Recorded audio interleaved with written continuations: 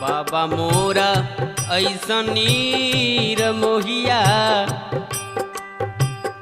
बाबा मोरा ऐसन नीर मोहिया,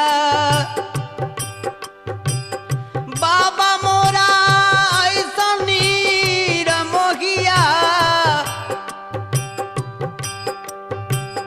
बाबा मोरा ऐसन नीर मोहिया, न मन में विचारवा कैले राम।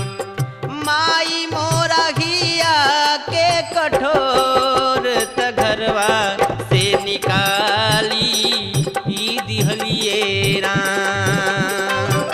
माई मोरा घिया के कठोर त घरवा से निकाली